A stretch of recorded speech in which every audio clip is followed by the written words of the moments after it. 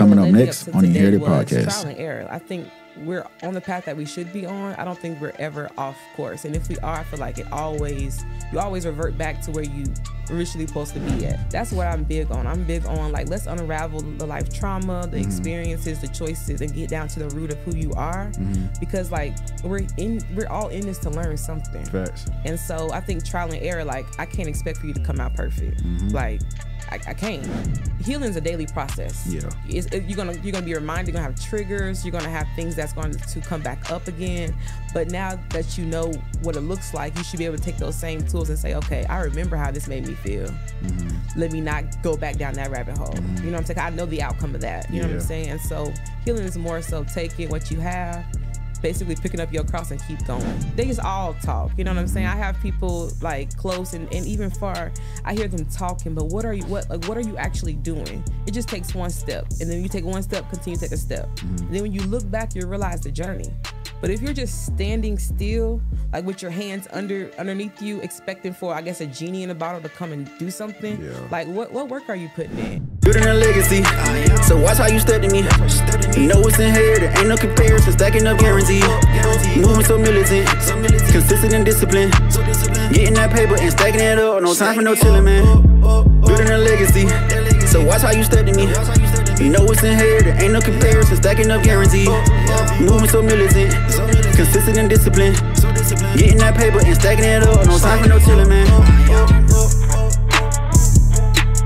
Yo, what's good? It's Sir Gates. You're now tuned to the Inherited Podcast. Once again, thank you guys for coming back week after week. And make sure you go to YouTube and Inherited Podcast. Hit the notification bell, like, comment, and subscribe. Also go to Instagram. Follow us on the Inherited Podcast page. And also download this podcast on Apple Podcasts, Spotify Podcasts, Google Podcasts, wherever you may get your podcasts. But let's get right into this episode today. So we have another guest, Miss TaShayla Gomillion. How you doing? I'm doing good. How are you? I'm doing good. They going well so far? And we had a little... not necessarily beef coming up in here, but we live today, huh? We live. 2 live crew.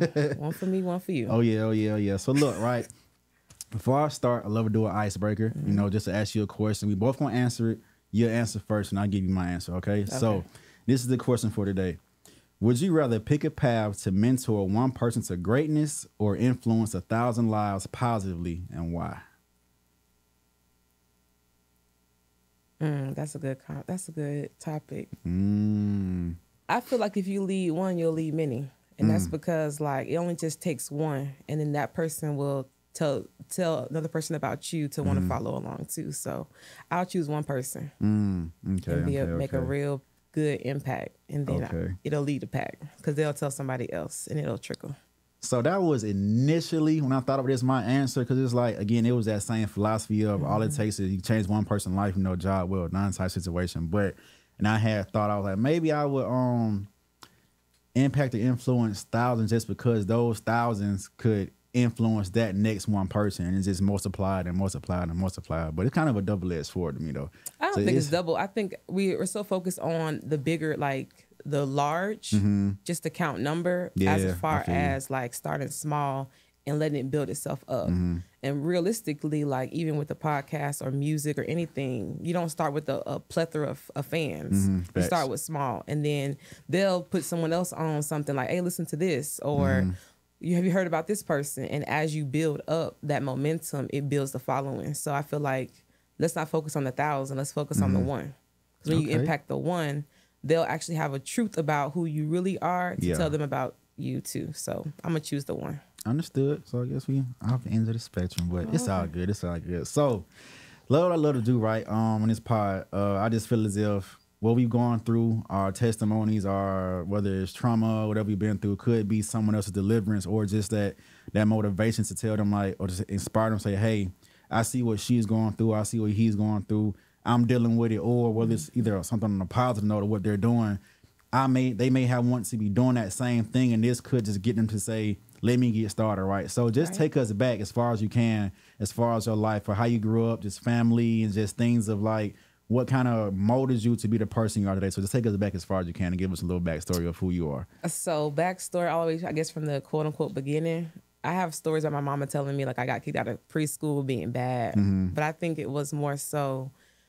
I necessarily say bad. I think I was more expressive, and if I didn't feel heard, I would do a lot to be seen, to like make sure you hear me. So, what led me up to today was trial and error. I think we're on the path that we should be on. I don't think we're ever off course, and if we are, I feel like you always revert back to where you originally supposed to be at. And so for me, looking back, everything I went through, from foster care to my parents separating to the list of things go on, it brought me to understand me today. And I think most times, like, we get so caught up in life experience that we don't know how to keep going, to know like we can use that one day. It's like today's podcast to talk about how we got over it to get to where we are. So, I mean, like I said, foster care, I've been molested, I've had an abortion. I'm pretty open to know, like, I'm not no better, I'm just different. And so once we gravitate towards the different is when you see outcome.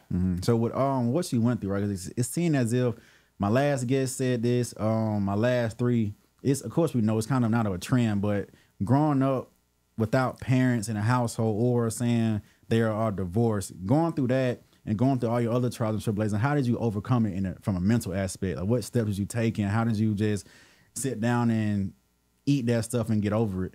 The greatest people in the Bible came from a crazy family. Like, Facts. we want perfect. Like, we're so striving for perfect, but if we break it down, even Jesus' story, like, his mama, like, they was like, what? Yo, dad, like, you know, they didn't believe him in his story. So I think we get so caught up in our parents that we forget about ourselves. And our parents are learning too. So like, as in my grown age, I realized, like, give my parents grace. When they had me, they were learning, and we're still learning. And so we get so caught up in, like, not forgiving our mom or our dad or our step parents based upon how they treated us in their now. But imagine life today in our grown age with that many kids, or whatever the case may be, trying to navigate. I can see why they told us to go to our room sometimes. It wasn't the right thing to do, but they needed some silence too. So we got to just give grace to know, like, if you take where you are now and your parents at that same age with their kids, imagine life with a lower rate of income, like so many more, you know what I'm saying? So many more breakdowns to realize, like, they did the best they could. And I think that's like, that's been the topic of the day, because that the same thing as far as giving grace and forgiveness.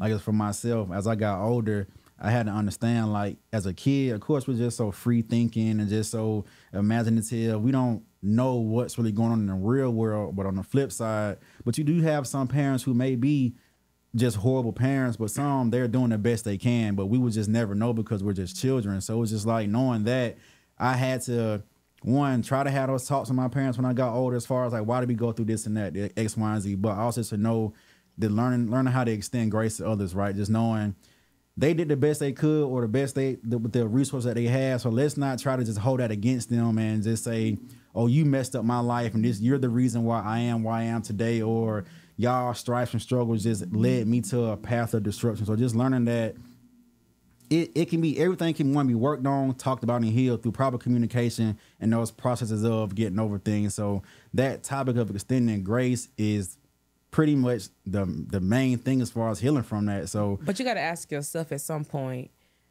if someone held me up to what I did to them 5 years ago, how would you feel? Yeah, and it's like, even in relationships, like when you have a spouse and they constantly bring up the past or anything, you be like, gosh, like, I'm trying to grow, but you keep accounting me from what already happened. Like, I'm sorry, let's move forward, let's fix it, let's find a solution. And so that's what I'm big on. I'm big on, like, let's unravel the life trauma, the experiences, the choices, and get down to the root of who you are. Because, like, we're all in this to learn something. Facts. And so I think trial and error, like, I can't expect for you to come out perfect. Like, I can't. And so I think it's practice, even when it's like an artist painting, like, they practice to get to that perfect. And then they're still critiquing their art. You may see perfect, but they be like, oh, I could have did this better, could have said, you know, whatever that is. And so I'm just big on, like, my mom, I tell her all the time, like, I think she don't forgive herself more than I forgave her. And I'm like, I went through it, like, forgive you. You know what I'm saying? I'm over it. Like, let's move on. And I'm ready to see more of what's to come than what already is. You saying as far as with y'all relationship as mother and daughter? For sure. So how's that process been, like, working through it? Has it been just total difficult, or is it like been just one ongoing process? it's a constant reminder to let her know, like, I forgive you. Because some people need that reminder. Like, sometimes you need to be reminded, like, you're forgiven. You know what I'm saying? And so to constantly remind, like, I'm not there anymore, like, you're forgiven. Because some people opposite of me may continue to remind her of what her mess ups were to make her feel like I'm still stuck in what was. You know, and some people can't live with the outcome of their life because they realize my outcome is it was my choices. You know, so today's time, like, whatever I do today, I'm gonna have to live with that choice. Like, not you, not anybody else but me. So if I choose the wrong person, the wrong career, anything, I have to live with that until I make the decision to change or move about a different way. And I think we all be honestly be better people that way. That's like being self-aware of blaming people is not going to help you at all. Like, but just knowing that if I'm self-aware of knowing what happened, and if I can get past it, also so can you. And also, like you saying, you letting her know, hey, I forgive you. That will help her just have that healing light inside of her body to know that, okay, maybe whatever may have transpired in the past, it's not as bad as it seems today in my life. So I should be able to open up and connect with my daughter and say, hey, let's try to move past this and try to build our relationship. Because it's very important for one to heal from that. That's how generational traumas get passed down. But it's good to know that you are doing what you need to do to try to stop that. So, but with having said that, what does healing look like to you? Like, that process, is it for just a form of prayer or meditation or going to counseling and therapy? Like, so what is just, when you come from such trauma, how does that look to heal from that, and what it entails? This may not answer your question, but my therapist once told me, like, close your eyes and go back to whatever memory that you want to remember and try to touch or pick up anything in that room. You'll realize, like, it's stuck there. The memory that you have of it, the details, the smell, the vision of it, you can't change anything about it. So healing basically means going back and getting the memory out of that room, because the person that hurt you ain't in the room no more. Like, nothing's there besides the print of what happened. Go back in there and get the memory of it, and then take the memory with you as far as like a conversation. That's a part of healing, like taking it with you, not numbing yourself down to where you just existed, but feeling through the emotions and saying, okay, I did feel that way. It did piss me off. Like, that did hurt. You know what I'm saying? Or I did cry, or whatever that is. And then taking that into a lesson to say, okay, the next person who may come along, I'll try to prevent them from going through the same destruction or whatever it could have caused. You know what I'm saying? But not everybody wants to drink. So you take somebody to the well, but you can't make them drink. You know what I'm saying? And so for me, it's not caught up on an outcome. It's more so like, healing is a daily process. You're gonna be reminded. You're gonna have triggers. You're gonna have things that's going to come back up again. But now that you know what it looks like, you should be able to take those same tools and say, okay, I remember how this made me feel. Let me not go back down that rabbit hole. You know what I'm saying? I know the outcome of that. You know what I'm saying? And so healing is more so taking what you have, basically picking up your cross and keep going.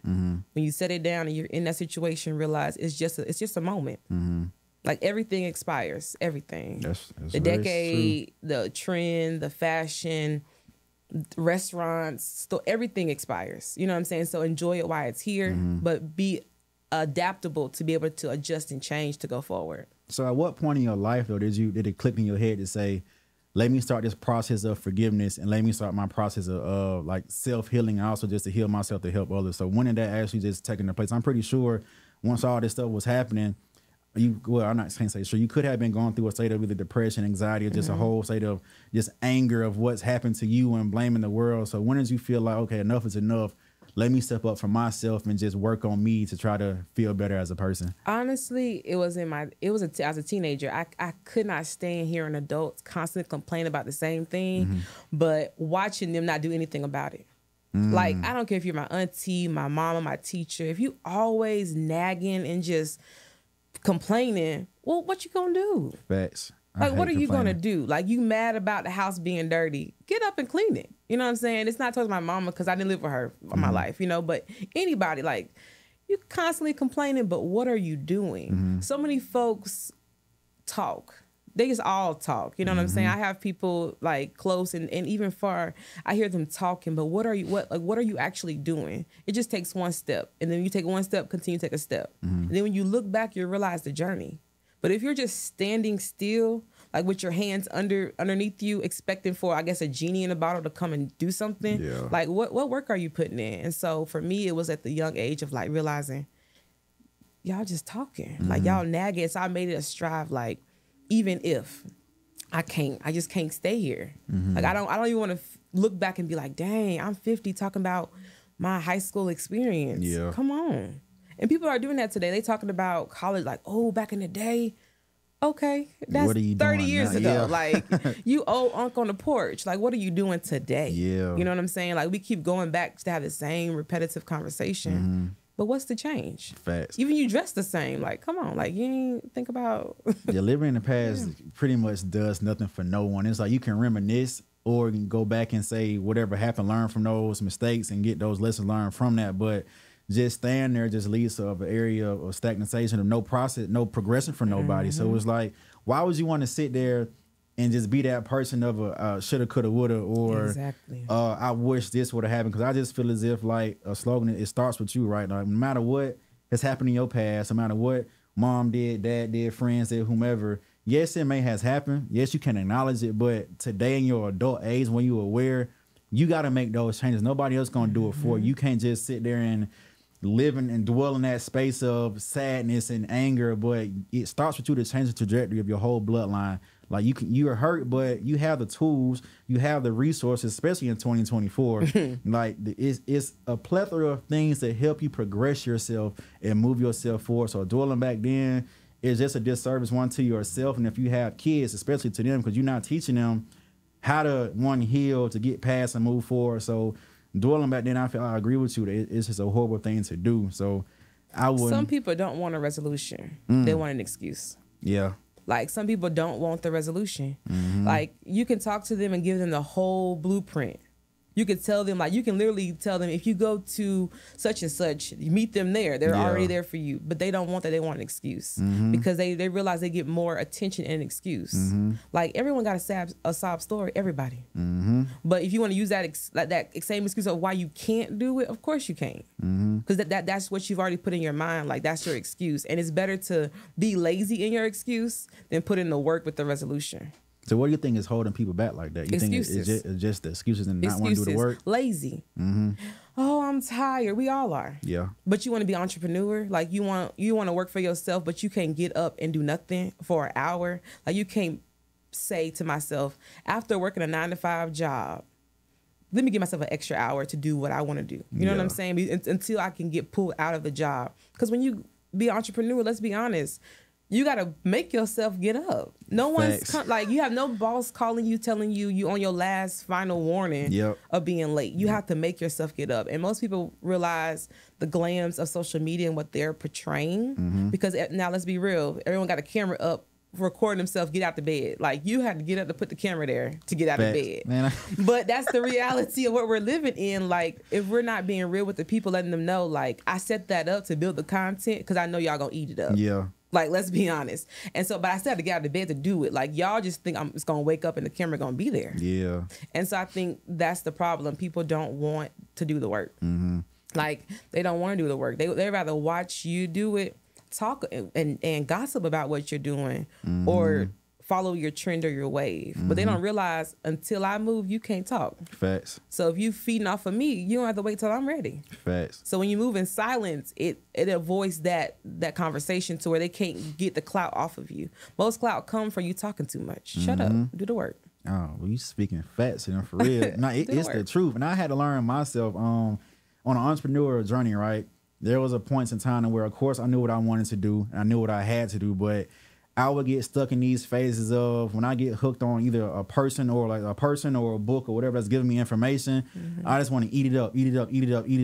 But I keep forgetting, like, once you get this stuff, you got to apply it and do the work. But this is always an excuse of, there's more information that I need before I got to get started. There's more that I got to consume before I can really apply to what's going on in life. That goes back to perfect. Yeah. That goes back to perfect. Yep. Like, everyone wants the blueprint. Have you ever realized that every ebook or everything that someone's doing, and I'm not knocking any social media, anything, you know what I'm saying? Do your thing. It works for people. And some people, they know, like, they're going to buy it and do nothing with it. So it's free money to them. So keep doing what you're doing.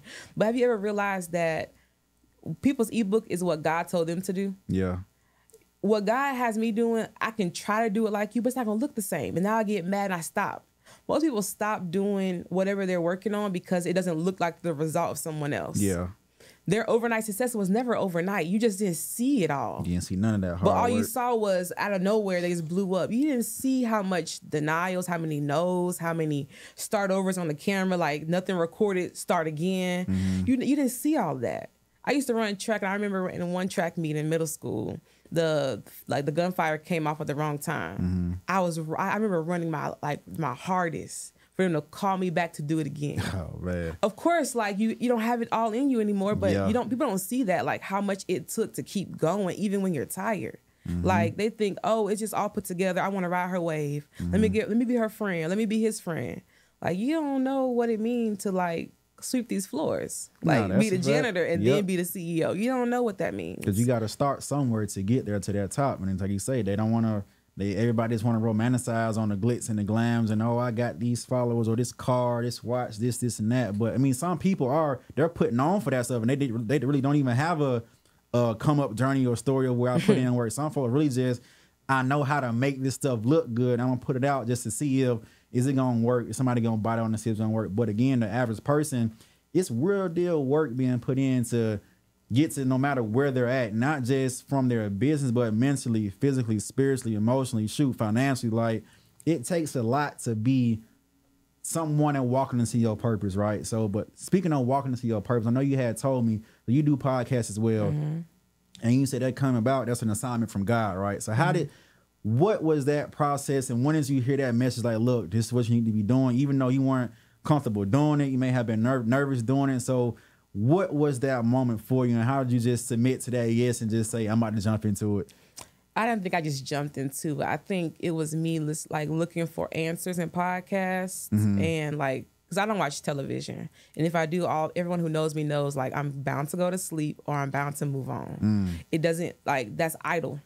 That's idle time. Like, what are we doing? Like watching someone else's lights, camera, action, and it pulls you in and makes sure it's real. Like reality TV is not reality. Yeah. Like, let's be honest. And so I'm not interested in it, any of that. So I was looking for answers. Like, God, like I was stuck in it. I say stuck in that moment, but I was like, God, I don't want to do nothing. Like until I get an answer from you, I don't want to do nothing.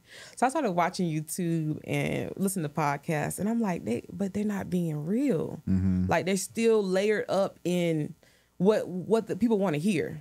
So God was like, well, why don't you do it? Like you got so much to say about what they're doing. Why don't you do it? And so I was like, nah. So I kept talking my junk, like, turn it off. I don't want to hear it. Because I couldn't connect with like many of podcasts. Because it was like, come on, let's get to the real of what really is happening.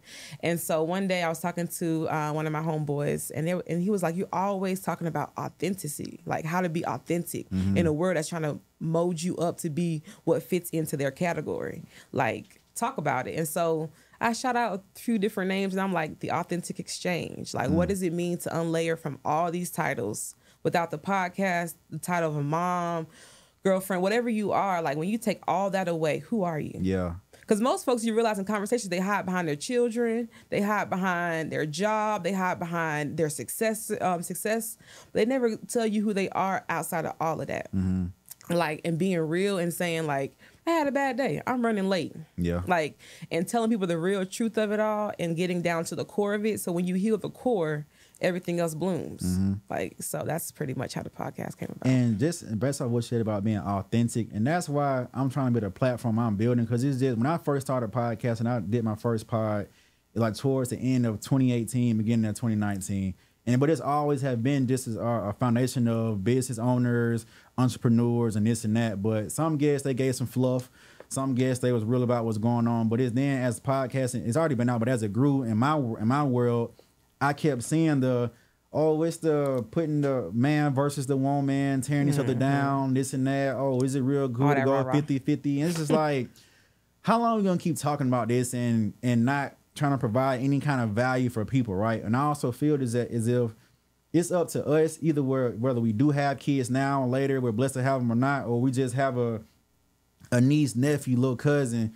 We got to build a foundation or something for them to learn from, to grow. Because right now, where the world is going, a lot of the youth are lost in the sauce and they going down the drain deep, right? But with all this noise that's out here on social media, it's not helping them at all. So how can I step in and say, hey, brother, it may not be the most attention grabbing topics or the most popular thing, but just giving somebody some value to at least like that one person, that's gonna work out better than just talking about the, like I said, the rah this and that, because it doesn't bring not one drop of value to anybody. I can't stand it. Like, but you got to quit worrying about them. No, that's a fact. That's what I talk about my podcast. Like, God told me, well, what are you doing? Like, you got so much to say about what they're doing and what they're doing wrong. Do something different. We're so focused on someone else's lane. That's why there's traffic. True. That's why there's traffic. Like, if you focus on your lane, your car, who cares what they're doing? Yeah, have a little defense in your drive so they're not steering in your lane. But when you're focused on your lane, you can protect where you're going. It's when we get drifted off to look at what they're doing that now we're trying to mimic what they're doing or do better than them or be a step ahead when it's chess, not checkers. Checkers, you have to, when they move, you have to move too. Chess, you set up the board. They doing all this extra blah blah blah, and you finally making your moves to take their most valuable piece. And so when you get to letting go of what they like, what you are in competition with, there's no competition, and that's the opposite of what the world is teaching us. Yeah.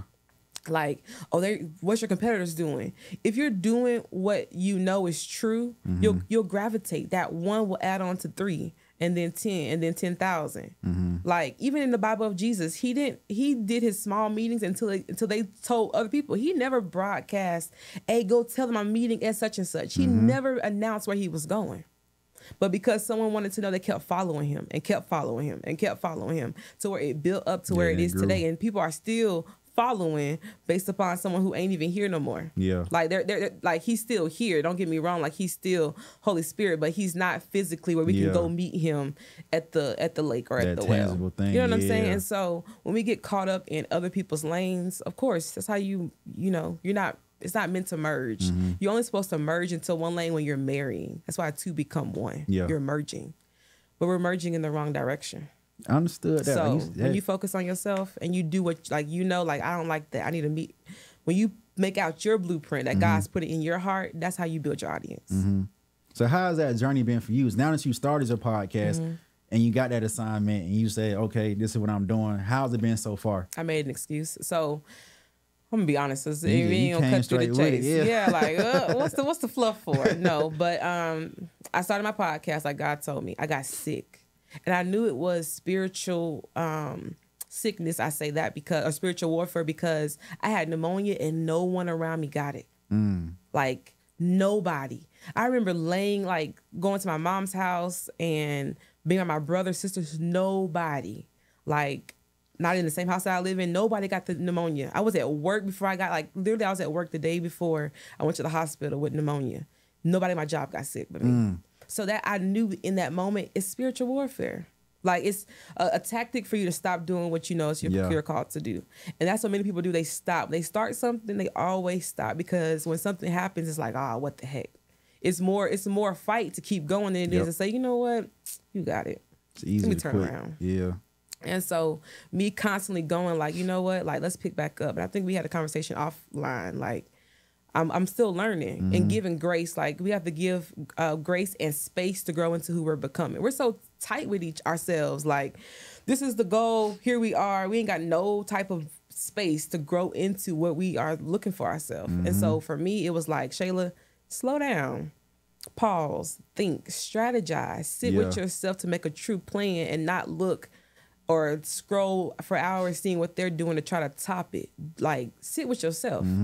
Make up your plan and execute it. And then when you execute it behind scenes, no one knows your deadline, so only you know. Facts. And you in fight with yourself. So you mad at yourself when it's your own deadline, because if you don't announce it, no one can hold you to it. That pressure. Now, yes, you can have accountability. Of course, that's needed when you're just getting started, because you have no momentum or dedication in it. But letting everybody know your next move in chess, you would never. Yep. You would never. And most folks say, oh, chess, like, play it. Like, let's play. Because I can play, I can play chess. And I had to realize, like, all this is life is chess. You're quiet in a chess game. You're trying to think into their head, but you don't know what they're thinking. Yeah. But it's like, checkmate. That's what I always try to learn, I can't see it. Because you can't see it coming. Like, you think you building it up, and they're like, checkmate. And you have to stop everything you're doing on your board to move that king, because you know if you don't, you checkmate. It's game over. So you have to stop everything you're doing to move because they went ahead of you. That's what chess is. And so with life, it's like play ahead. When you make your move, think 3 times steps ahead. Like, okay, he trying to, so let me, and go around it.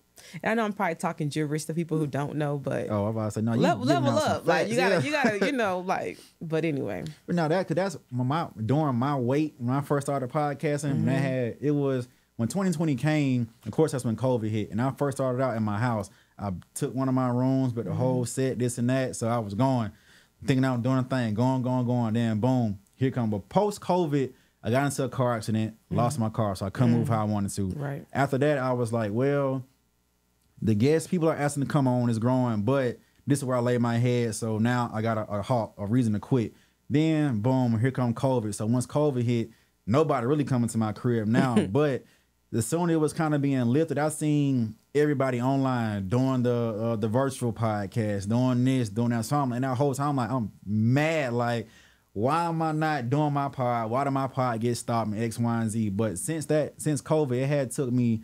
God told me to shut up there was 3 whole years before I can come back. I had the capability to come back. I had the resources to come back, but for some reason, he was the reason. But then I didn't know until it was done. Yeah. It was like, shut up, grow as yourself as a person, and get closer to me. Because that's what I was missing out at that time. I was so focused on the now, the growth, the listeners, the downloads. But it was like, nope, don't say a word, don't get another guess, and this and that. But I learned through that time to be resilient. It built resilience. It built for me to not to be able to look at what somebody else got going on and comparing to what they have, and to steal my joy from them. So that moment was just it helped me learn God's voice more. It helped me get on my path to say, you know what, let me just get in my read the word more. Like at that time, and I also messed up trying to be all smart, but so I took the Bible and it was like, you know what, it was from Springfield Baptist Church. It was a Bible reading thing they had to where it had just every verse, scripture, in a little check box. So I said,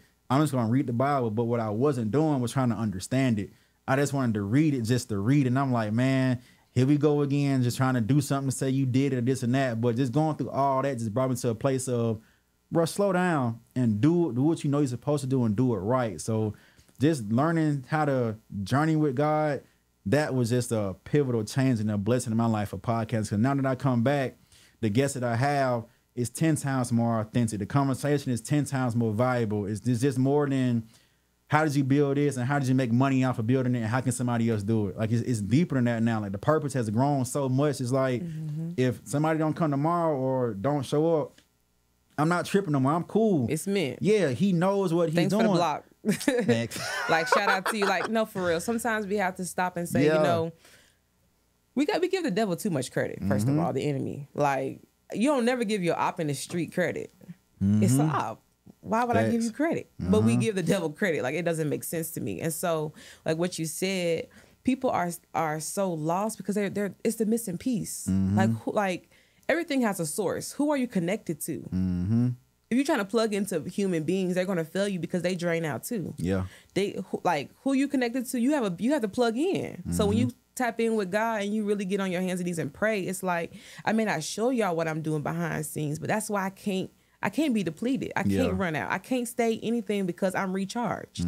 It may take me a couple of days or a couple of months, but time silent doesn't mean that the whole device is gone and dead. Like time silent means I'm charging, and you better be careful when I come back because I'm charged. You know what I'm saying? And so I think more so now like that was the missing piece to your puzzle. It wasn't complete until you realize like I needed God, because now I have more discernment to say, oh, that's just rah-rah. They on the podcast to come in as a snake trying to get me off course, or to use my platform to build theirs. For a look sometimes. And sometimes people come in and they have a facade of who they are, and then you record them and then you realize, dang, it goes against all of my morals and principalities and what you know what I'm saying? And so it just all goes down to like, are you who you say you are? Yeah. You know what I'm saying? And of course it's not my job to even to pick you apart, but like when you talk to somebody, they know when they're lying on the inside. Yeah. And people don't realize that, like, when you have God, it's like a discernment source. Like, you can be, like, talking to somebody on a date. You can be like, BS. It's that filter, man. And I can smile and be like, BS. Or I can smile and be like, when I leave here, I'm going to block you. Because, and it's not like to be deceptive, but it's more so like people don't know. Like, you don't have to put on, I would say, be authentic in your relationship with God. Yeah. Don't put on to where you're better than, you're just different. God has no favorites. You're not exempt. He don't care who you are. There's no favorite to it. And so when you know that, you realize, like, I don't got to prove my relationship with him. I just got to prove with me and him, the relationship is pure. Facts. You know what I'm saying? So when you shut up for 3 years, you came back not only like recharged, but with strategy, with a plan, and with him, to where now y'all can walk together, and he can give you everything that the devil tried to trick you with. I'm telling you, because it was tough, but I also grew more deep into fasting and prayer. Like when I say, well, the key thing is God changed my life, but sub that fasting, that's what did it for me. Like, Oh, yeah. and I had to learn. Denying yourself. When I first started fasting, it was okay. I fasted and I seen what I got from it, but still I wasn't mature enough in that spiritual realm to know, like, don't fast to get that. Still fast to starve that flesh. Still fast to know, to learn how to say no to these worldly things. But when I learned that after the first one, it was like, man, it's something to this, right? And it grew me more and more and more, just to knowing, like, even with this space here, right? I was searching for a spot when I wanted to come back to podcast, and I didn't want to get out of my house at X, Y, and Z. I was searching, like, boom, went to one location. I had everything I needed, but it was like, nah. Then come to find out, a tenant who was there was like, man, you don't even want to come here. These other tenants on this block, they horrible. They do this and that. They everything be loud. So I'm like, cool. But it was time for me to fast. So I fasted. I came out of that fast. I came to this building next door to get a massage. So when I was leaving, the girl was like, it's more sweets in here. So I was like, for real? I said, I thought this was just corporate stuff for Bank of America or whatnot. She was like, nah, it's other room. So I said, okay, this is day one out of the fast. So I got a number to the guy. I called him. He was like, oh yeah, we can get you one within 3 to 4 days. He go to keys. I'm just like, man, It's what? crazy, yeah. So it's just and I love to tell my folks, it's starving your flesh. They think it's so, I mean, if it's your first time doing it, yes, it may be difficult, but once you do it more, like you do anything else, repetition helps you out. So once you do it more and more and more, one, it becomes easier, but you literally grow every single time. Like, and after every fast, I get some kind of revelation of, this is what it is. This is what this is supposed to be. Don't do this, don't do that. And I can just still hear that voice a little bit clearer. So I'm trying to just stay on top of doing that also.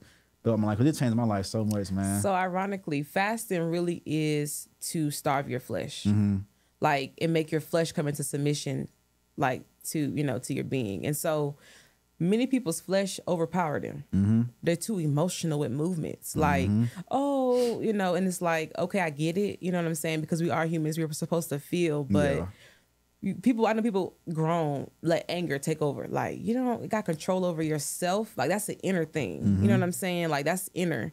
And so fasting really shuts up all things to make you realize, like, do I have control of myself? And you'll realize in the beginning you don't. Yeah. It has control over you. And what's funny is I actually work at Bank of America. And so when I pulled up in the building today, I was like, God, you're so funny, because he's been telling me I'm about to pull you out.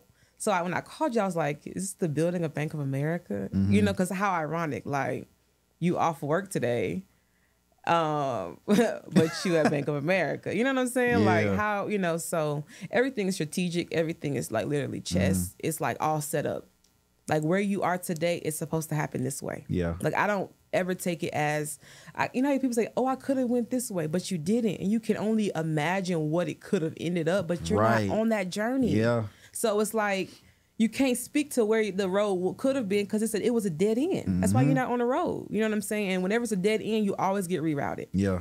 Like GPS. Like, I was about to say, God, that GPS, and it's an inner GPS. Like, we don't see Wi-Fi. We don't see the direction ahead of us. We just trust our GPS. Yeah. And it reroutes us ahead of time. Like, when when God see destruction, it's like the GPS reroutes. You don't get to even go up to and see it. And hopefully you follow the GPS. Like, people, I compare it to people right now without God. You driving not knowing that there's a whole crash with all lanes blocked. Yeah. But when you plug in with God, he'll detour you. Like, that's going to take you too long. Let's go this way. So I'm willing to plug in my GPS. Like, where we going? You got to, man. How we doing? Leaning on that, I say leaning on that faith. That was one thing I had to learn too. Just knowing, you hear it all the time, believe in God, just had that faith. Faith aside from much to see. You hear all this stuff in church growing up, but just now really understanding what that mean. Like previously, it was for the first time in my life to where I knew what that statement meant, but for the first time I felt what it was to know, like I had zero worries of how whatever was going to get fixed. It was just knowing, I don't know how, but it's just being patient in the wait and the win. And when I tell you, after that realization, it was just it's just peace. Like knowing like I'm not, what's the worry about? It's the fact that me and you talking right now, we've overcame everything we've been through in life. So why would it stop now? You know what I'm saying? Unless so we stop it. Getting our own way and doing stuff like that. So I'm just like, you know what?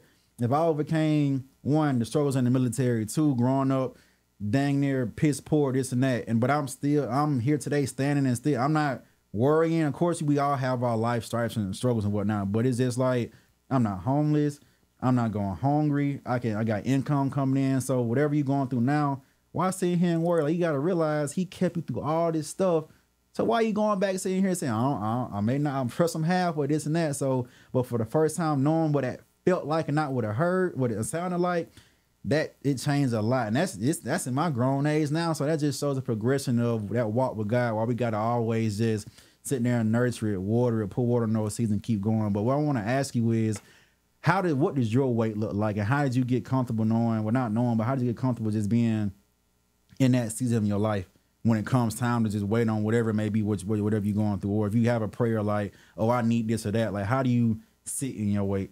So the world is teaching FOMO, fear of missing out. But it's like in New York, it's fast. Yeah. Right? And it's so fast to you if you're foreign to New York. But to them, that's their speed. So when you just sit still and let things that you think is supposed to come pass you by, whatever is yours will never pass you up. It's there. Like, so when you let all that fast life slow down and you like realize like, dang, in the sitting in the moment, I realized that person stayed, that person stayed, that stayed. That's supposed to be here. Yeah. Why am I going to keep pushing what's been here away to gravitate to what's fast? It's on a fast destruction. I don't know where it's going, but I ain't trying to hop on it, you know? So just sitting in and realize like they stayed. You know what I'm saying? I was quiet for 6 months, but my viewers never unsubscribed. They stayed. Let's go. You know what I'm saying? And those who those who leave, okay, bye. Like stop chasing those who are leaving. Like, oh, don't go nowhere. And celebrate, have a party with those who stayed. Yep. They're gonna be there. Jesus with you. didn't go like the prodigal son. The dad didn't go chase the son. The son came back. Like, God gonna be here when you come home, but I'm not gonna stop loving on the people who's here and let all go to come chase you. I'll be here when you come back, if you come back. It's a choice. You know what I'm saying? So for me, it was more so realizing like, Shayla, slow down. What are you in a rush for? Because once you're complete on earth, guess what? Your assignment's up. So what are we rushing to? Fast. The tombstone to transition into eternity. Like, you know, like if you want to enjoy the life today, like enjoy it. We were so quick to live this fast life and then we're wondering why it's a fast ending. You rush through years of what lessons were. Like you rush through it and you expect, oh, my homie gone, but your homie lived a fast life. Yeah. He didn't stop or she didn't stop or we didn't stop to say, you know what? Okay, let's feel through this. Let's take a moment to see what's the texture of this? Oh, this is nice. Like now I realize the seasons. I once was so rushed like, oh, I hate winter. Let's go to summer. But now I appreciate like, oh, okay, I need that little coolness. Get my skin back together. You know what I'm saying? Do a little song. You know what I'm saying? Let me get a little bare. Let me enjoy the weight on me. You know. And then now let's go. Let's shed it off again. And it's all lessons to realize like all this is going to come to an end. Every season comes to an end. But if you're patient enough, it picks back up again. Yeah. And so it's just knowing like it's all gonna come, but when it come again, like new blossoms. You know what I'm saying? Facts. And so don't be so quick to chop down a tree and count it dead. Like it can grow again. Like it's just in the season. And so for myself and other people, I realized like everything's a seed planted in us. What we see right now is the result of that. The seed. Like this is the fruit of what you've been putting in. People think it's a seed, but this is the fruit. Now, of course, you'll have seasons, but it'll keep growing, and then it'll be more, whether it's juicy or whatever it comes. Yeah. But people who have the result of like everything always is bad, it's because of the seeds you planted. Like, you never uprooted them, you never fasted to get it out of you, you never forgave. So now the result is, I'm doomed. Oh my God! Like, but that's the fruit. That's the result. It ain't the seed. Like, you're now seeing. What you're holding is the result of what was. Yeah. So what we're doing today will be the result when we 5 years from now realizing, yeah, this may be a seed today, another seed planted, but look what it brought us. It'll be a fruit tomorrow. You know what I'm saying? And so realizing like all this is strategically done. All of it. Like, it's all a part of it. The tree may seem bare today, but hold on. Yeah. It's like bamboo. I think bamboo grows underground for 2 years before it sprouts. Yep. And after it sprouts, I think it grows 20-something inches like a day. Like, every hour it's like 2 inches or something. It's crazy, but it's like, hold on. Like, hold on. Yeah, you got me thinking when you say as far as the seasons, how you appreciate them. I got there in some point because it's like, usually you're saying, why is it always raining? But once I understood like what's going on the earth, when of course once it gets cold, everything dies down. Then we hit like, now we getting sometimes so much rain. It's a purpose of replenishing what's been killed, and it has to be watered again, so it can, like you say, bloom and sprout in the spring and stuff like that. So having those connections it's a connection. Having those connections and understanding some of what God's plan is for us, I think it'll take us a long way. But how can, in your opinion, how can someone try to get into the right mindset of, let me go on this journey to get closer with God? Because I'm pretty sure, like I said, throughout your life, it hasn't always been there. And for myself, it hasn't always been there. Well, like I say, what did it for me was getting out of the military, not knowing, bro, what you about to do? Like, you was over here shooting rockets all day. You coming back to Decatur, Georgia. What you about to do with that? Like, you can't shoot no rockets. Like, the only place you can do that is in Oklahoma and Korea. So what are you doing? Like, I'm sitting out here lost, but knowing, getting baptized in, what was it, April 7th in 2017. Like, that was my first step of just saying, you know what? Let's just turn this new leaf of now that you're one. Because I was supposed to be in the military for what? My goal was do the 20, but gladly, I only had served. I'm going to stop you right here. What? You don't realize it, but you in the military taught you discipline. Facts, it did. And I was in the military for 5 years. Yeah, Army. Dang. But to realize, but I don't got to talk about that because that was a part of the story. That's why I said I can go down any avenue. I'm not going to dwell there. If it ain't relative to the purpose. Sometimes people want to bring up stuff to make it relevant. It ain't relevant. Like, next. And so it wasn't relevant at the time to share, but the military taught me discipline. How to present myself, how to shut up. And staying at attention to realize they may seem more powerful than you, but you may know more because now they need you to execute. So you learn so many different things. So you may have realized, what am I going to do now? But that taught you discipline. It taught you strategy. It taught you so many different things.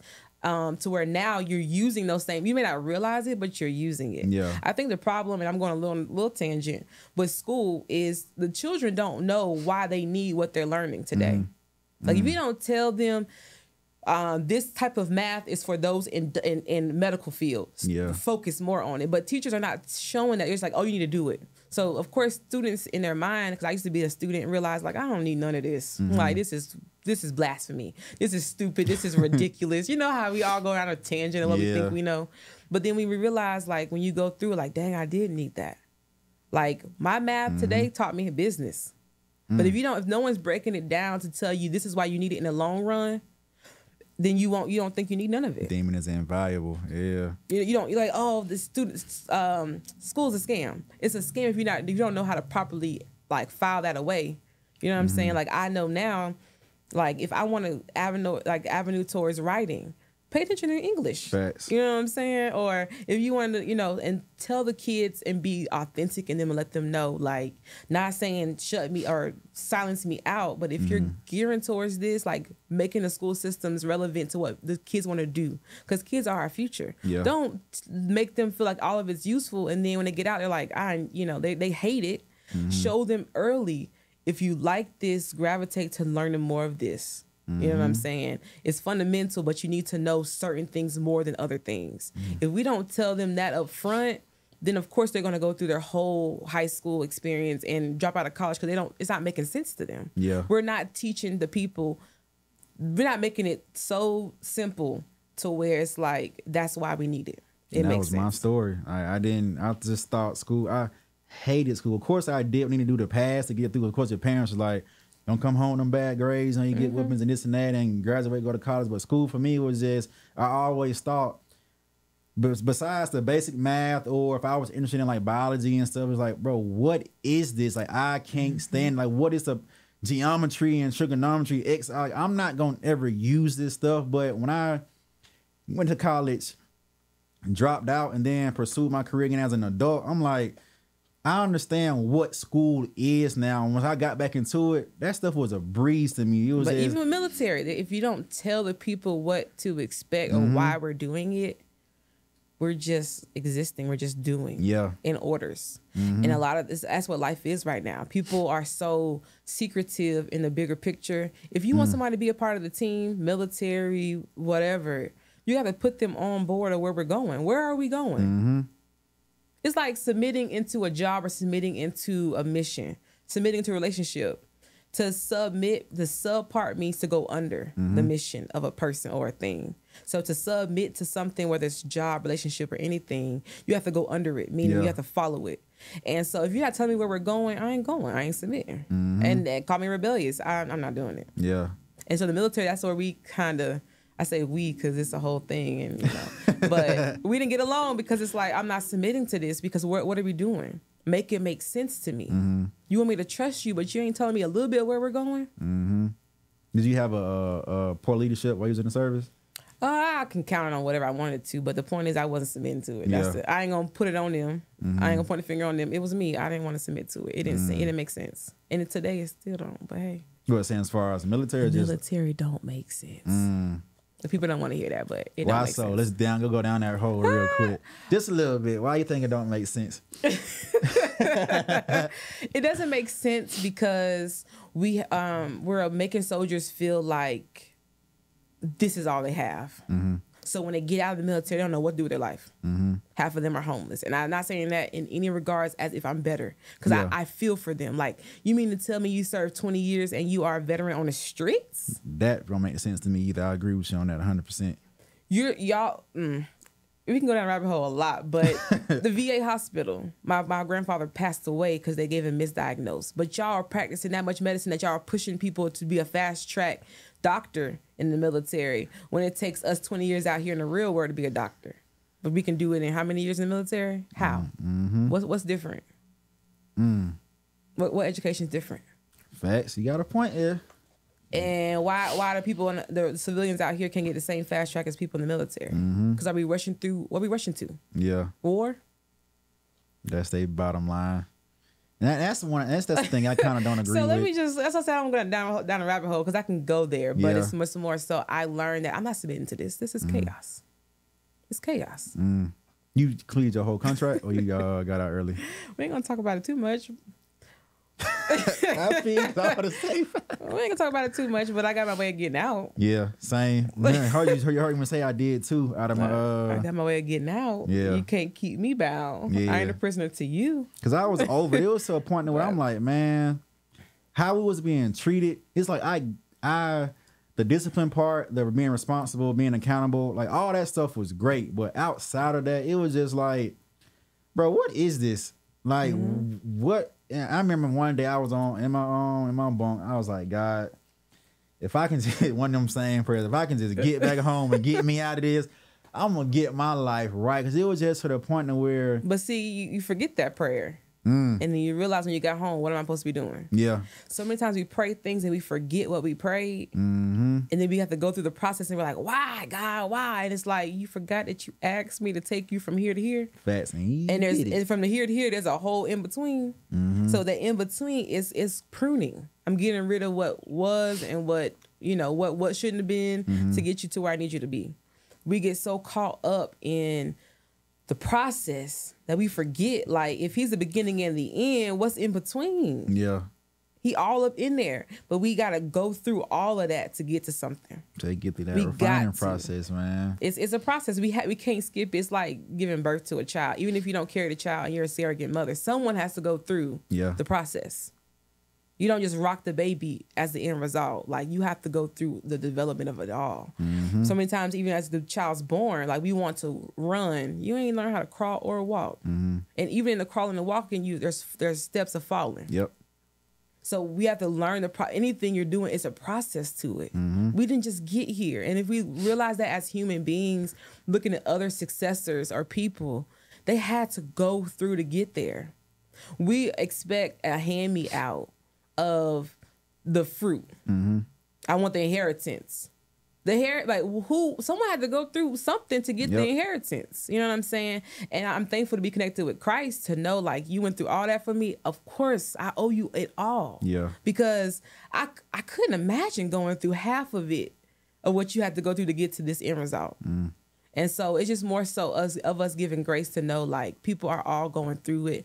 And let's stop beating folks over the head like a freaking hammer with the naked mole rattle, or, you know, whatever it is in the ground, and let them sprout up. Like, don't let's play peekaboo. Like, let's let them see what it is, like, what's about. And let's help them get out of the pit, pull them up. I can't go in there with you, but I can pull you out and we can go somewhere together. It's like Harriet Tubman, and I'm going to quit rambling, but we don't realize it. Like, I honor her because she had enough strategy to say, because I made it out, I'm going to help someone else out. And she kept making it out. So when we go through processes and we come out of a thing, it's okay to go back, not to just to go back as far as looking at the people on the sideline saying, I'm going back to get somebody else out. I'm going back to get, you know, and keep going. That's the process. Everything we go through is for somebody else. I didn't go through half of my life experience just for self, to hold it in. Like, I went through it to help somebody else come out. It's all about coming out. The only way through, and the only way out is through. You have to go through it to get out of it. Going through a storm, you got to drive through the storm to get out of the storm. You just can't dropping. You know what I'm saying? You can't. The climb is gonna go like this. You have to go out. You have to go through the storm to get out of it. Yeah. It's like driving through anything. You have to go through it. You have to go through it. You have to go through it. Now, they say weather those storms, man. You can't. There's no way of just jumping right in. You have to go through it. So how do you feel as if, like, fast forward down your purpose in life right now, right? How are you, I guess, doing your due diligence to help those others, whether it's, like I say, one person, two person, or a group? What do you think your path is of doing Being that? Being authentic, saying you're going to fall. And I can't stop you from falling. I can only be here to help you up. Yeah. We're trying to stop it all, like the whole thing, like, and to be the hero. Like, everyone's trying to play the next hero, the next big thing. Like, we're all small. I'm gonna say this. Let it out. It's gonna be like, let it out. So you know how, like, God is the God, like, he's the God of it all, right? So he's the healer, he's the doctor, he's the lawyer, he's the judge. Everybody else who fall on the category, like, he's even a architect, he's an artist. Everyone underneath him is practicing it. So people who they're a doctor, they're practicing medicine. He's the ultimate healer. If you follow his path, you can probably tap in and get the real result. The artist who's a painter, if you look outside and be like, God, you're a genius. Like, I would have never thought to paint the skies this color. Like, no one's doing that. Like, what? But when you connect with him as an artist, now you see people who are dope in painting. Like, it's magnificent, but it's like they're tapped into the ultimate, like, being. The source and not a resource. You know what I'm saying? And so the ultimate judge, if you're doing the right thing as a judge and really being fair, like God is fair, not doing it because of color and all that foolishness, you can tap in and really get some real results. And if we all come into practice of who's the ultimate person of being and do it right and in the right order, we all can come into one body and move in parts together. But we're all trying to be the God and tell people underneath us, like, yeah, do it my way or no way. And we're making these blueprint books, but your book ain't really holy. Like, it's here to come and it's gone tomorrow. Like, you know what I'm saying? And so, and I'm saying that to myself. I'm not speaking to other people. I'm speaking it to me. Like, I have to always remind myself, like, I'm in practice. I'm practicing. People practice medicine. That's why they don't know every cure. They're practicing medicine. Things like laws change. They're practicing. Everybody, when you get to that high level of education and doctorate, it's still a practice of something. You're not perfect. Like it's all being changed and perfected to be what it's supposed to be. It's a practice. We're all practicing. When you get that metaphor and you realize that, you're like, really? It ain't gonna never be perfect? No. So stop killing yourself and doing other things, because you have to realize, like, give yourself grace. Yeah, that's the biggest thing right there. Give yourself grace to know, like, I'm not gonna kill me off. I'm gonna come into agreement to say, you know what, I'm gonna practice with you, God. As long as you the ultimate of everything, you gonna take me along. Yeah. That grace is a key to a lot, man. That's what a lot held me down. Just like you say, what you just said is nobody's perfect. Nobody. Like I can't remember the exact scripture, but just saying as far as like how no sin is worse than the other. But of course, here in this earthly realm, we judge that a lot. As far as somebody may say, it's foolishness. It's religion. Yeah, like, see, as if people would say, okay, this person went to jail for murder, and this person went to jail for stealing this and that. Oh, this murderer is worse than the guy who stole this and that. But it's just like we did wrong. You know what I'm saying? Of course, looking at it, you took somebody's life, you stole a piece of candy. But we know wrong is wrong, right? So a big thing when people see all the police killings, the society, this and that, and when some say, pray for the police, help them, people like, why y'all praying for them? And they should kill them, and da-da-da. But it's just like, they're human. Some do have ill will, but I guarantee if you go home and you had this magical mirror, you can look in the mirror and look at all you did wrong, add that up and see, does it add up to that one thing that person did? You know what I'm saying? But that's also part of scripture. Like the measure you give is the measure to be given onto you. You know what I'm saying? And so if you only can give a little bit of grace, or you can only give a little bit of love, or you can only give a little bit of forgiveness, you can't expect anything more. Yeah. Because whatever you measured up to is what you're gonna get measured to. And so with me, it's kind of like not keeping tally, like, and realizing, not making excuses for people, but having boundaries. Forgiveness doesn't mean reconnection. Yeah. It doesn't. So many folks think that if I forgive them, I have to reconnect. You don't have to do that.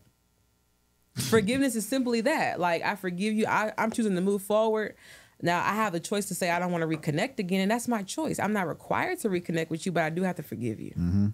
I do have to say, you know what? Like Jesus said, God forgive them if they know not what they're doing. We don't know what we're doing. Facts. And when we don't know what we're doing, we're going to operate in foolishness. But when we forgive, we're like, you know what? I used to be there. Dang, it sucks that they're still there. Yeah. I forgive you, but I choose not to reconnect with you. Simple. You're speaking powerful words, man. I choose not to reconnect with you. Yeah. Doesn't mean I'm better than, I'm just different. No, like, we're all on the same plane. God has no favorites. I cannot emphasize that enough. But we have this whole idea of, oh, you're less than because you did this. How so? How did Moses, a murderer, God, when he was found, God didn't even call him by that. Picked him up, put him on the right path, and he was the one who put God's laws on stones. You know what I'm saying? Like, how did a murderer not get mentioned? None of that, and he still got favor. God seen him to be qualified. You know what I'm saying? And so with all of the things that we can dissect, how come? How come the drunk and the adult, like, how come? How come they were still favored? It's because when they got up again from their mistake, they didn't do it again. Yeah. So when we forgive and we move forward and we forgive ourselves, forgive yourself. We keep praying to God, oh, God, forgive me. God's like, I'm not even there no more. It's you. You keep reminding me of what you did wrong. I counted it all clean. Yeah. So when you pick up and you keep going, you leave that behind. And anybody who's continuously reminding you of the guilt that you're no longer doing, get rid of them. All right. I don't want to be reminded of what I did. I did it. I'm sorry. But it's time to move forward. It's time to keep going. Now, count me accountable if I keep doing the same thing. Of course, now that's foolishness. Yeah. But if I'm making strides to be different and better, I'm not there anymore. Just in that grace, man. I'm not there anymore. Now, you know, like, don't make excuses for the same behavior. Make strides to be a better person. But don't keep counting me for what I did at 11 years old or in high school. Hey, buddy, I ain't that girl. Yeah. Like, yeah, back in the day, I was fighting, I was doing stupid, I was chasing the man, I was dick dumb, I was all the things. I ain't there no more. Catch me now. Yeah. You know, like, and so I think that's where we need to come to realization, like, really knowing. In order to move forward, we got to forgive and let it go. Yeah. Like you say, starting with ourselves. Move on to everybody else. That's, hey, man, you speaking some powerful words. Like, it's just good to know that there's like-minded people in the world who's on the path and mission of let's live in reality, right? Let's get rid of all this. I'm better. Yeah, I'm better. It's just like, what at the end of the day, when all that is said and done, and it's time for us to transition, what is it? Like, what was the whole purpose? Why not just? And that's why I still don't. I mean, the whole presidential country versus country stuff is just like, why can't those men just understand? If we were all just to utilize this earth for the resources already here as one, it's just that much better and 10 times easier. But because of all this ego and, oh, I'm the big boss over this, I own this land that I didn't create or build, it's just black stuff blows my mind. So we're going to be here for a long time if we go down rabbit holes. But I will say this, it's all division. Yeah. It goes back into division. People who are not artists, you know, I tap into a little bit of different things. But when you take red and blue, Republican, Democrat, and mix the colors together, what does it make? That red and blue. Purple. Oh yeah, purple. What's God know? Like, what is Christ known for? We're being divided constantly. Vaccine versus unvaccinated. When we realize, like, hey, let's really strive to be ourselves. Let's bring folks to Christ and let them see for themselves. Like the scripture says, like, come and see for yourself. It's good. Like, the mercy is good. You know what I'm saying? Like, the endurance, it lasts forever. Like, of course I want to experience this. But if we're being the judgmental person saying, come see about Christ, he about to judge you, I ain't finna go. Yeah. I ain't going. I'm not finna go down that well with you. But because I know, like, God met me in my mess. Like, my mess. The dirtiest of the dirtiest. Boy. Like, if we really unlayer what God covered, see, like the scripture says, love covers a multitude of sin. God loved us. He covered it. We exposed it, but he covered it. So who are we to go and expose someone else's? That ain't love. Facts. Oh, I'm about to show, oh, I love you so much. I'm about to no, that love is when you, like, not cover in the sense of, like, saying that they're innocent, but love saying, you know what, I know, but I love you. Yeah, anyways. And hoping that the love that you're really giving is going to heal them to realize, I don't ever want to go back to that. Like, love people for real. Yeah. Their mistake doesn't define who they are. Their mistake was that I was dumb. Yeah. I was dumb in that moment. But thank God for grace. We only one decision away from being homeless. Yep. Make one wrong move. It could be you. Why are we not being graceful for that? They may have made one wrong or a couple. Who knows? But don't act like we're too far from it. One wrong thing. I mean, one wrong girl, one wrong man, one wrong purchase, thing. anything. Yeah. And that's why like you say, as far as the homeless thing, now I've learned as well, of course, I picked up from the Bible. When I see one, I no longer think to myself, what are they about to do with my money? It's like, that's not up to me. That's not my decision to make. It's not my thoughts to have. It's like, you're that brother or sister in need, keep it moving. You don't need no hand claps, no accolades. And quit taking your camera out to do it. Because you received your reward. The views and the likes, that's your reward. Congratulations. Yeah. Congratulations. But when you really love people for real, you say, hey, man, I know what you're going through. Here you go. Yeah. And you keep going.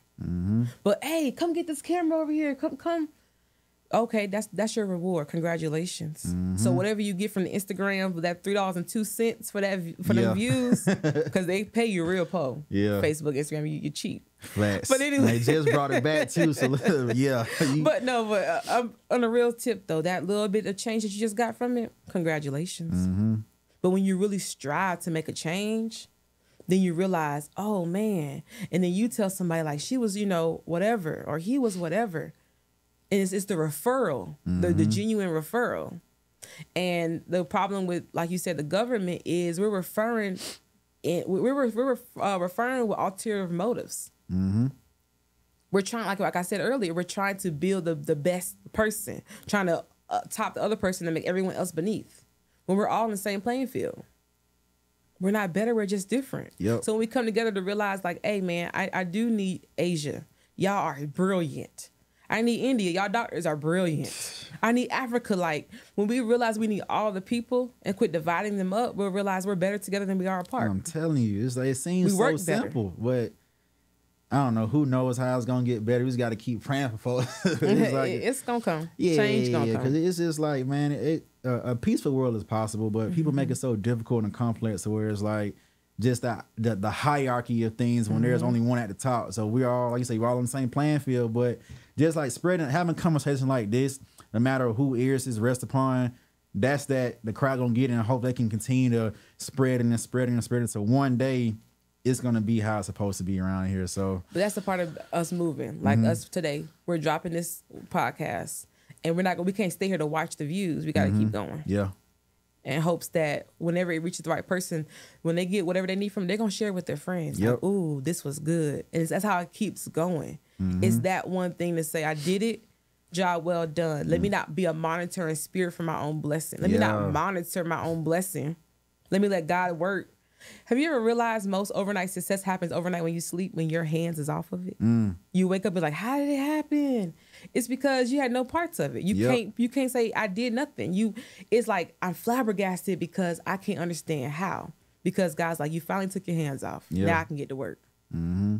That's the understanding of the real deal, understanding of let go and let God. Like it's not a scripture though, but it took me a while to understand just that saying. It was like what it really meant to like just surrender all that stuff. It's tough to do, of course, if anybody's in the beginning of their journey, they walk in faith with God. But it's like once you clearly just know, like, bruh, you've been kept, or sis or whatever, you've been kept all these years. It's just stop stressing so much. And some of these things that you may be stressing about, look at the parts you played in and stop blaming other folks and or God, like, why this, why that. Like, just literally continue doing what you're doing, make better decisions, live a better path, get closer to God, and just trust it. But it's tougher for some people. No, it's God's strategy. The devil don't test your character. God does. God wants to see who you are, if you are who you say you are. What we're going through is God saying, are you who you say you are? Yeah. Like, are you about it for real? Like, are you really who you say you are? When you give yourself all these titles and roles and all this and all that, are you who you say you are? The devil don't care to test it because he don't want you to be it. It's Facts. God. So we give too much credit to the wrong person. Facts. God is doing it. It's strategic. He wants to see if you are who you say you are. That's it. Good info. That's it. Jesus Christ, good info. So look, real quick, right? So this is what I want you to do. Because again, we don't know who may listen to this podcast, who may be watching this podcast, and who may know you, who may know me. But there's some little boy, little girl, some grown man, some grown woman who may say, hey, I needed this and want to learn from it. So if you can, right, within your journey of life, within what you've been through, give them word of encouragement or some advice of how to either, one, get on that path and that walk with God, no matter what it looks like, no matter where they're at in their life, what season they're in, and two, how to just keep going and staying focused on whether it is starting a podcast or whether it is starting a charity, but just also keeping God in between. But just try to give them some of that, just fill them up as much as you can and give them that encouragement. I would say the sun and the moon did not have sex to make you. So quit believing in the moon and the stars and the astrology. They ain't make you. Get to know the source. Like, get to really know, like, man, who did all this? Get in your word and really find out.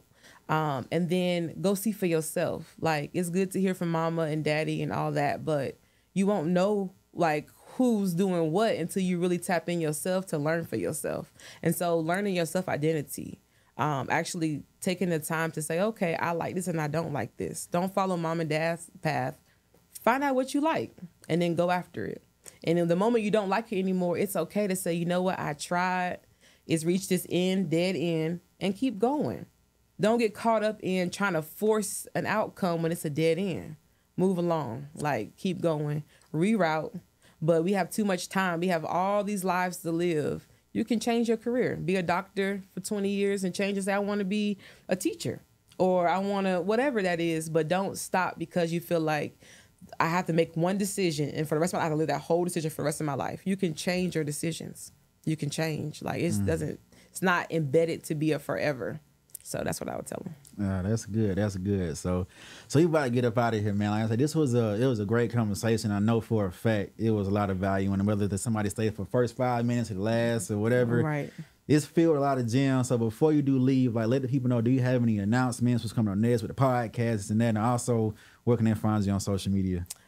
More to come. I like to move without announcing too early, but you can find me on my social media at T_Gomillion. That's GOMILLION. On my podcast, I do not ask for likes or subscribes or anything because God told me like they'll come and see for themselves. So if you find the podcast, kudos to you. Amen to that. So once again, y'all, this was In Here the Podcast. Another great conversation. Again, just thank y'all for coming back week after week after week. And until next time, it's Sir Gates. We are out.